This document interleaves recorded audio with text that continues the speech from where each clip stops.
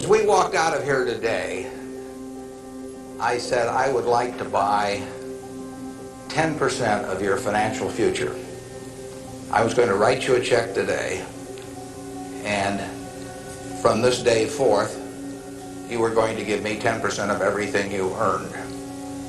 How much would you want to charge me for that? I'm going to buy 1/10 of you. And I may take the low bid, incidentally, so be careful what you write down. Well, I think if you thought about that a little while, you can contemplate that for a few minutes. You know, you're going to get a check from me today, and you can do anything you want with the money, but from this day forth, you have to give me 10% of what you earn. I think it would be very foolish of you, any of you, if you asked for less than, say, $50,000. Now, it's going to be a few years before you're out earning money, and so I've got a few years of dead money there. But then I would start getting this royalty on you as you went along. So I really think that if you thought about it, most of you would want a fair amount more than that, and I think you'd be right.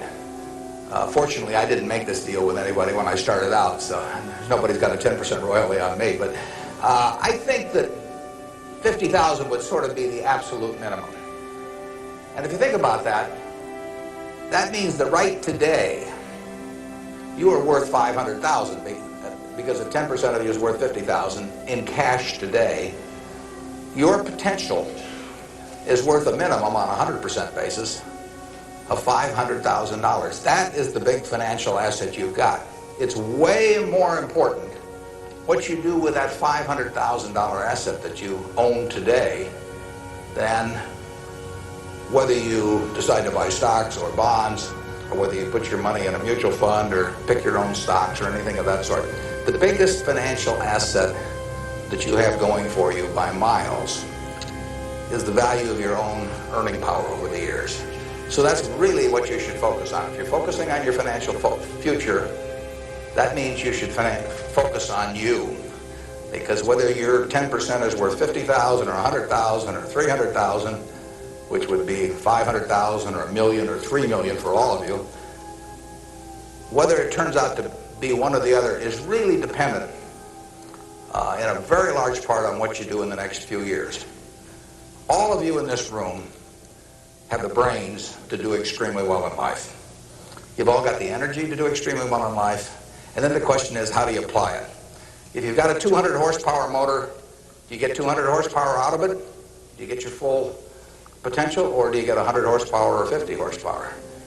Now, there's two things that can hold you back in getting the full horsepower out of your engine, whatever it may be. All of you have big enough engines.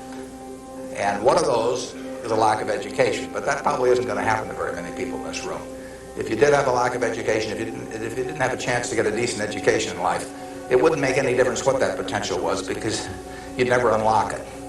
But the second most important thing, and equally as important, is in terms of the habits that you develop, in terms of what you do with yourself. When we hire people, we look for three qualities. We look for integrity, we look for intelligence, and we look for energy. But if they don't have the first one, integrity, the other two will kill you. Because if you're hiring somebody without integrity, you really want them to be dumb and lazy, don't you? I mean, the last thing in the world you want for them is to be smart and energetic. So smart and energetic only goes with, you make your own decision on that. You can't change your IQ or how far you can throw a football or how high you can jump or the color of your hair very easily.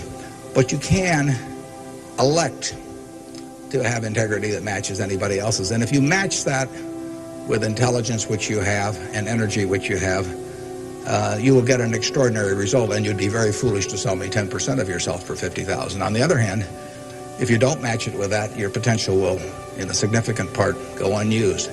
And I'll give you a little simple test to apply in terms of thinking about the kind of habits you want to develop, because you can have any habits you want to be. You can be lazy, you can be prompt, you can be late, you can be honest, you can cut corners. I mean, you have all these choices.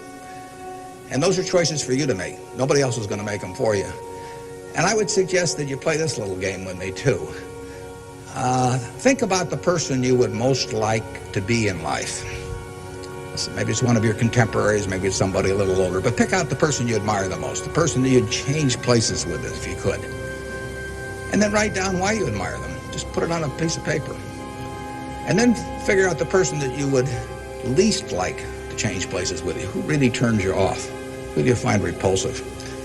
And list the reasons why that person turns you off so much.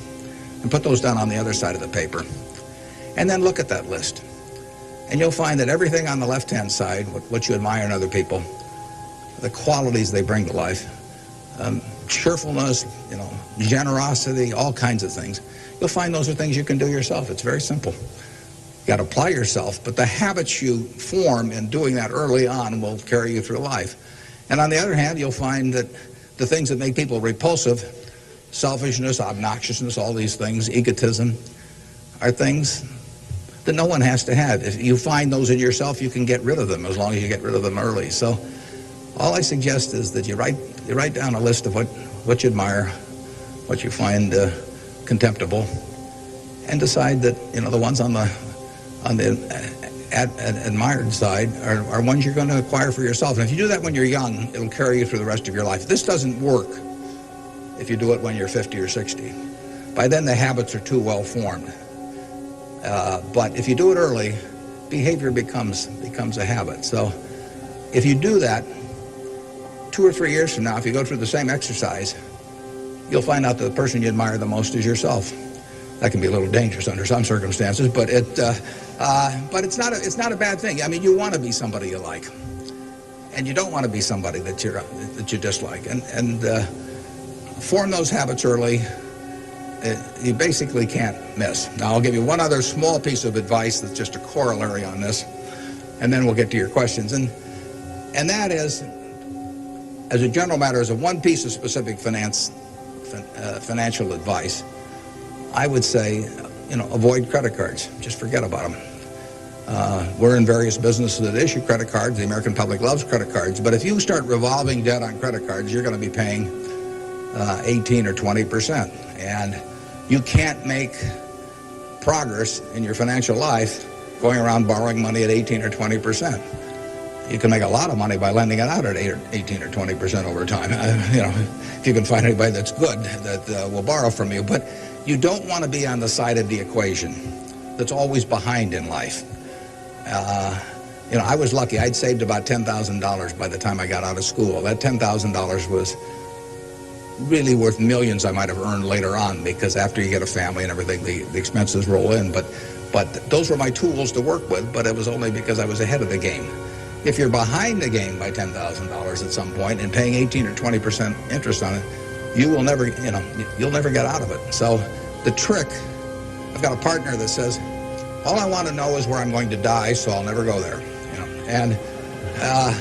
And that's true in financial matters as well. You want to figure out where you don't want to be ahead of time and avoid that. And I get about a dozen letters a day from people who are having terrible problems.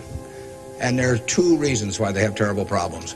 One is a number of them have had health problems of some sort. I mean, they have really been hit by or somebody in their family has been hit by some kind of catastrophic illness. And that is it's a terrible thing to happen to any family. And they run up bills they can't pay. And really only society can solve that one in terms of protecting people against that. That's just plain bad luck. But the other one is from people who run up credit card debt, and they're facing bankruptcy, or they've been through bankruptcy once before, and they owe a whole bunch of money, and they can't even pay the interest, let alone pay any principal. And half of my letters come from people like that, and that problem is avoidable.